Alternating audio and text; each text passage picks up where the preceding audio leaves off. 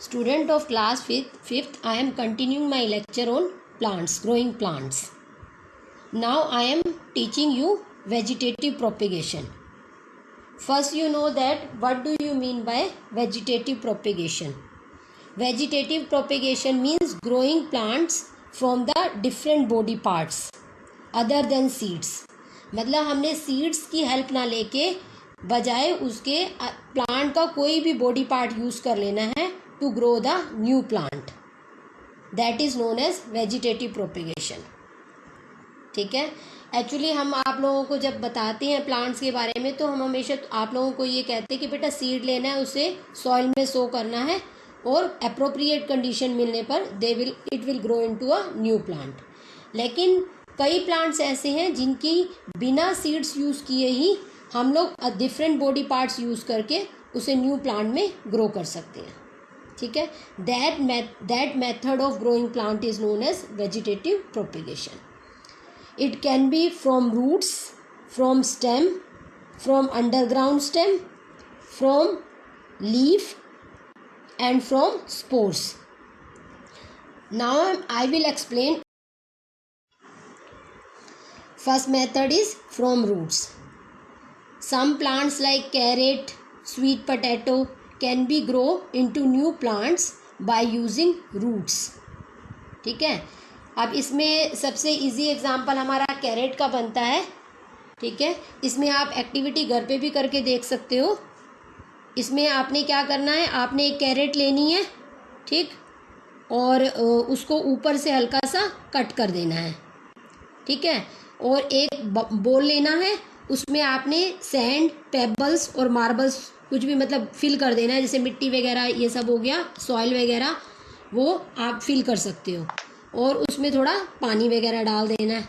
और जो कैरेट को डालना है वो आपने नीचे जो अपर पार्ट है उसको नीचे की तरफ डिप करना है.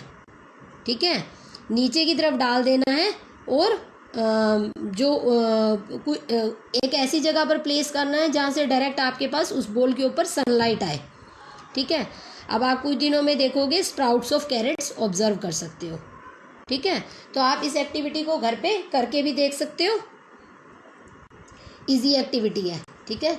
तो there are some plants which can be grow by using roots.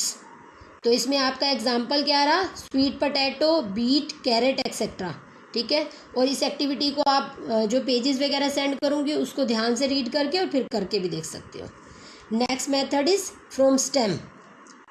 अब कुछ प्लांट्स ऐसे होते हैं that can be grown by using the stem cutting.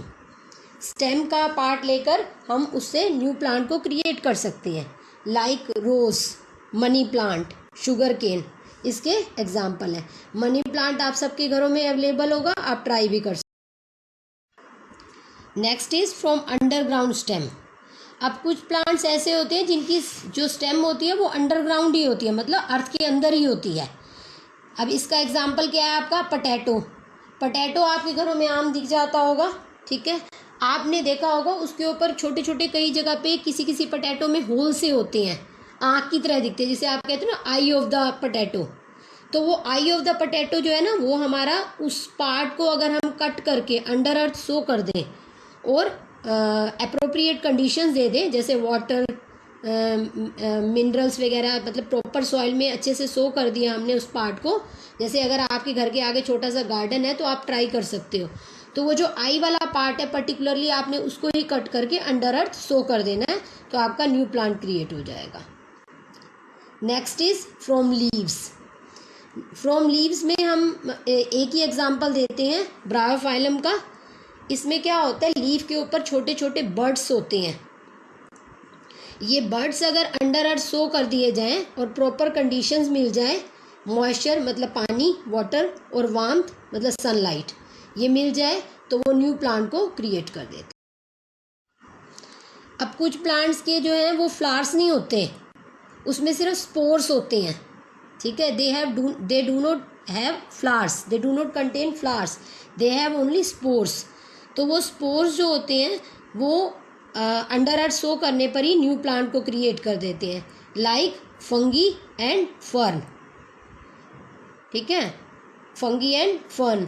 अब अगर फंगी देखना चाहते हो तो उसका एक एग्जांपल मैं आप लोगों को देख देती हूँ कि आपके घर में ब्रेड वगैरह अवेलेबल रहती होगी। आप ब्रेड के ऊपर क्या करोगे, थोड़ा सा पानी डाल दोगे, हल्का सा उसे गीला कर दोगे और एक ऐसी जगह पे रख दो जहाँ से सनलाइट आ रही हो, ठीक है। वहाँ पर उस प्लेस पे रख देना जहाँ पर उसे थोड़ी सी वार्मथ मिल जाए, सनलाइट मिल जाए। जैसे विंडो से अगर सनलाइट आ रही है तो उस ब्रेड को गीला किया और उसको हमने थोड़ा सा वार्म देने के लिए उस जगह पे रख दिया जहाँ पर सनलाइट अवेलेबल हो। आप देखोगे 1-2 दिन में उसके ऊपर फंगस ग्रीन कलर की ग्रो की हुई मिलेगी, ठीक है। तो वो अगर आप उसको टच करोगे ना, उस पार्ट को जो ग्रीन वाला पार्ट है, तो आपको कुछ उड़ता हुआ भी दिखेगा एयर में, वो स्पोर्स होंगे आपके, ठीक है। तो some plants have spores and do not contain flowers, तो उसका एग्जाम्पल है फंगी एंड फर्न। अभी मैं यहीं पर ही लेक्चर आपको बंद कर रही हूँ, ठीक है। नेक्स्ट आगे का चैप्टर जो है वो नेक्स्ट लेक्चर में कंटिन्यू करूँगी। आपने इसको क्लियरली ध्यान से सुनना है और फिर इन पेजेस को रीड करना है जो मैं आपके पास सेंड कर रही हूँ। अगर आपकी कोई भी क्वेरी है तो आप उसे व्हाट्सएप पे डाल देना या फिर फ़ोन करके